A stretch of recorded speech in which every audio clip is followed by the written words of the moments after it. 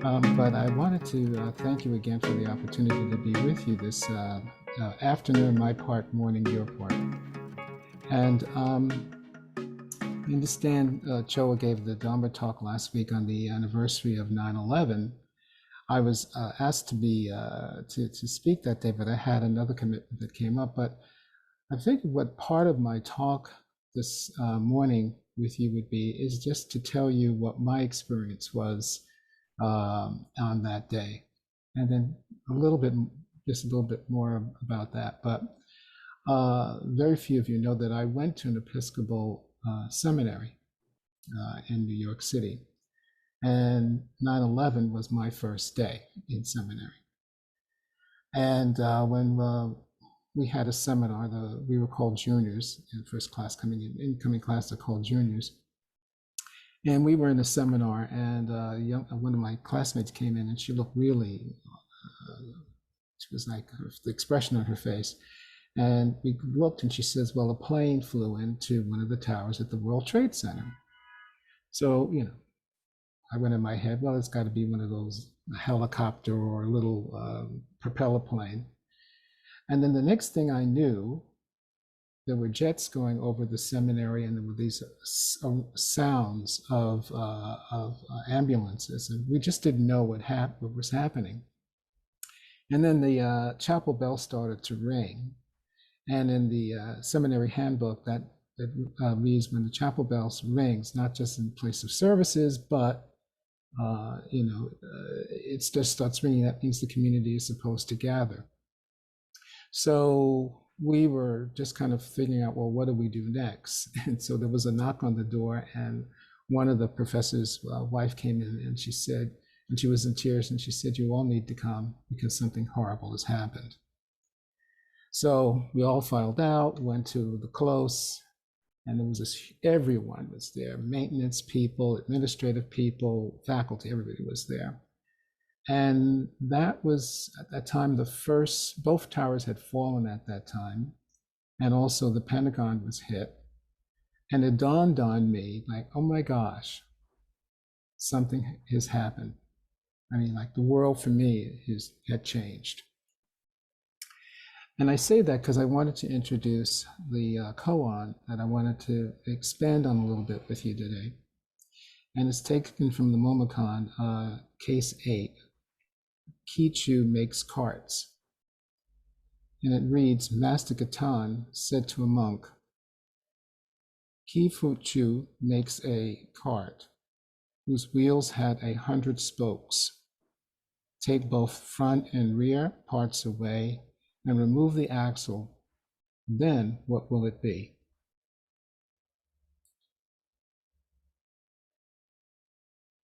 All the reports from that day, 9/11, we knew about the heroic efforts made by first responders. But what we didn't know, or what the world doesn't know, was what was happening behind the scenes. What was happening behind the scenes? There were people who were helping, who wanted to help. There were impromptu kitchens, homeless people got involved. Everyone got involved in terms of trying to, in this case, going with the koan, the front and rear end axle were removed. And we're trying to make sense of what the heck is going on. Someone on your side of the country, Father Greg Boyle, leads a Jesuit priest. He's the founder of the Homeboys Institute, which is based in LA. And it's been around for 34 years, and it's the largest re-entry program for men and women who are in gangs. And in his many talks and writings, he writes about his experiences with men and women who have had the front rear end axle removed. I wanted to read a quote he says in his books. He says, here is what we seek, a compassion that can stand in awe of what the poor have to carry, rather than to stand in judgment at how they carry it.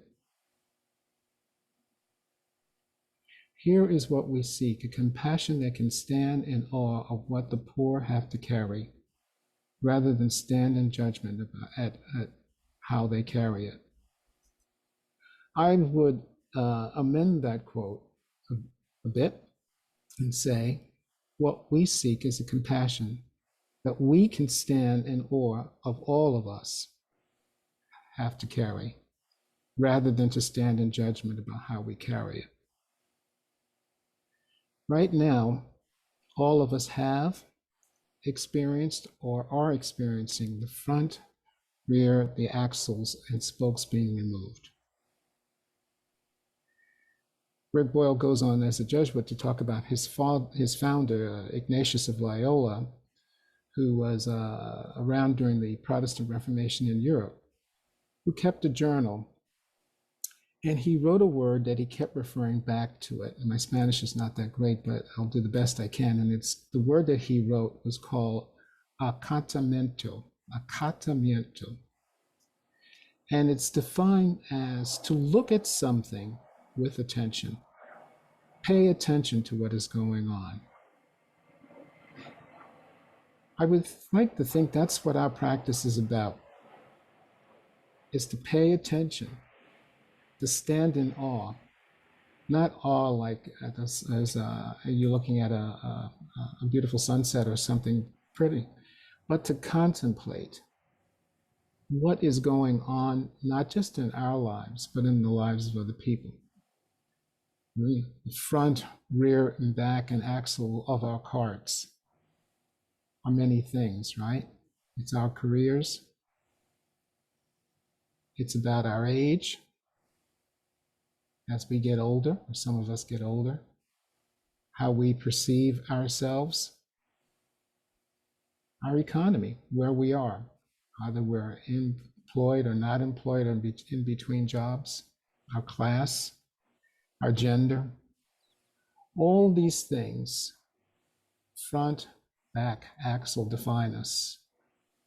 And when they are removed, what are we? I'd like to believe that our practice calls for us to stand in awe, to look at with compassion, not just to ourselves, but to those people that we have around us, and pay attention to what's going on. Because when we pay attention, then comes the appropriate response. When we pay attention, that's when the appropriate response emerges. You know, Norman Fisher writes about how in our Zen practice, about how many people kind of define themselves, about how many zazenkais, retreats, or garbs or diets that people identify as being Zen. And he says, there are phases to all of that. And then after a while, you begin to see the nitty-gritty of a Sangha. And then what happens? People either withdraw or they leave. And maybe our practice too is to stand in awe, to pay attention to what's going on. Because collectively, we're all involved in this. It's not just a separate enterprise, but we're all involved in it. And how do we define ourselves when things are taken away from us? Well, our teachings say we're the same, right? No matter where we are on the continuum. And what can we do in our practice to pay more attention to what's going on within ourselves and with those around us? So, as I mentioned earlier, the being in New York during that time of at that time and the days after, people noticeably paid attention to each other in New York. We looked at each other. We weren't just passing by. And there was a stench in the air. Not just the smoke of the buildings, but also flesh. And we were breathing each other in at that time. But we're breathing each other in all the time, aren't we? We just don't know it. Or maybe we don't pay attention. It's about something else.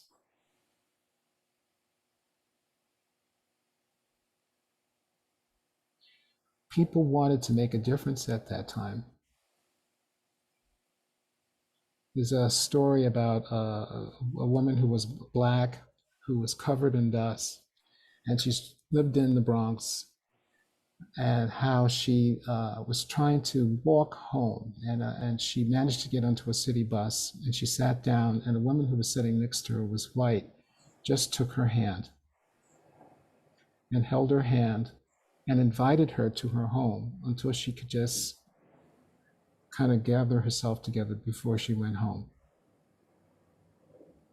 There are stories of people who would stand on the city blocks and just would gather things, like go to pharmacies and gather things and take them to the sites and just distribute them. There were impromptu kitchens. Food was being provided. We were all paying attention.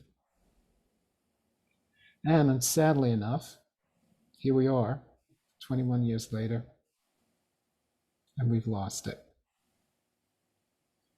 But maybe, perhaps, it's important to remember that, as I said, we're all experiencing or have experienced the loss of something that defines who we are.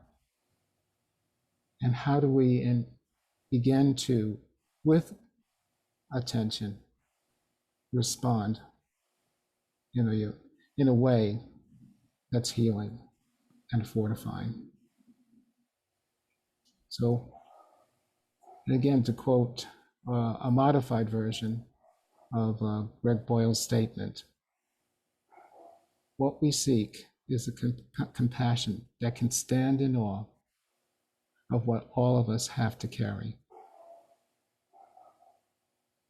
rather than stand in judgment about how we carry it.